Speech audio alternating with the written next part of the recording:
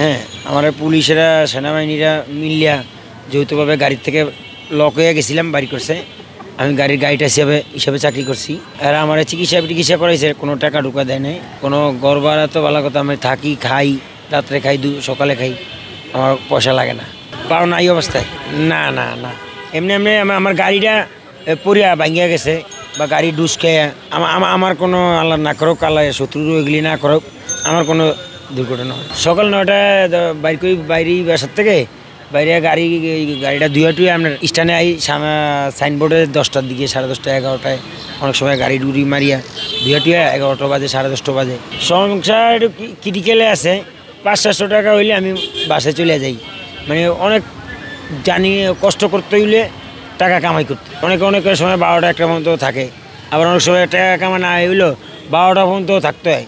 বেশিরভাগই উঠতে চায় না আপনার। আমি গুজে রাখি ঠ্যাংরা গুজে রাখি আপনার। গাড়ি উড়াইয়া তার দর করিয়া দূরে কথা নিয়ে যাইয়া, এরপরে বলি ভাই আমার তো পাও একটা নাই। কয় কী কোন পাও? আমি কি ডাইন পাওটা নাই।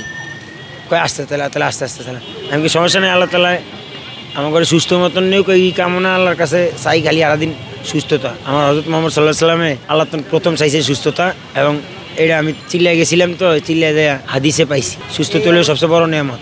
বেশিরভাগ ধরেন মনে করেন উঠতে চায় না, খুব কম উঠতে চাই, খুব কম, এটা বিশ্বাস রাখেন। আর আমি গুজে রাখি পাওড়া। দেখেন, আমি এমন একজন ব্যক্তির সন্তান, আমি ভিক্ষা চাওয়ার আমার ওই ধরনের প্রফেশনাল লোক না।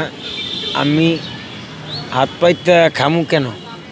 আমার একটা ইঞ্জিন চালিত একটা বাইক আছে, এটা দিয়ে আমি ঢাকা শহর যদি ঘুরিও 500 টাকা ইনকাম করতে পারব। তাহলে হাত পাতা মহাপাপ, কোরআনের আইনে, রাসূলের আইনে, আল্লাহর আইনে। এবং এইটা কোনো ভালো সুস্থ মানুষে করব না। যারা অসুস্থ মানুষ, ব্রেন শর্ট, হেরা করতে পারবে। আবার ঘুমে তুলতে অনেকের নেশাই হলো ভিক্ষা করুন, বিনা চালানের ব্যবসা। আমার বাড়ি দ্বীপ জেলা বলাই, দ্বীপের রানী, দৌলতখান উপজেলায়। আমি 97 জুন 22 তারিখে আমি অ্যাক্সিডেন্ট হয়েছি। বিআরটিসি গাড়িতে আমি এভা কোম্পানির চাকরি করতাম। আরিসা রোডে আমি অ্যাক্সিডেন্ট হয়েছি, সাভার ক্যান্টনমেন্টের সামনে। হ্যাঁ, আমার পুলিশেরা সেনাবাহিনীরা মিলিয়া যৌথভাবে গাড়ি থেকে লক হয়ে গেছিলাম, বাড়ি করছে। আমি গাড়িটা হিসাবে চাকরি করছি। এরা আমার চিকিৎসা করাইছে, কোনো টাকা ঢুকা দেয় নাই। তো আমি দেশে যাইয়া একটা দোকান করছিলাম। এই দোকানটা আমার বাবা মরছে মতন, আমি একজনের পান সিগারেটের দোকান একজনের দিয়ে দিছিলাম।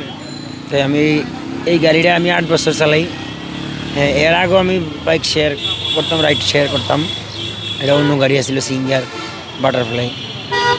এটা দিয়ে আমি কোনো রকম আমার 3টা সন্তান, আপনার 1 ছেলে 2 মেয়ে, কোনোরকম ঢাকা শহরে 500-700-1000 টাকা হইলে আমি কামাই হইলে চলে যাই বাসায়। আমার চাচাতো ভাইয়ের বাসায় থাকি, হ্যাঁ আমার হেল্প করে।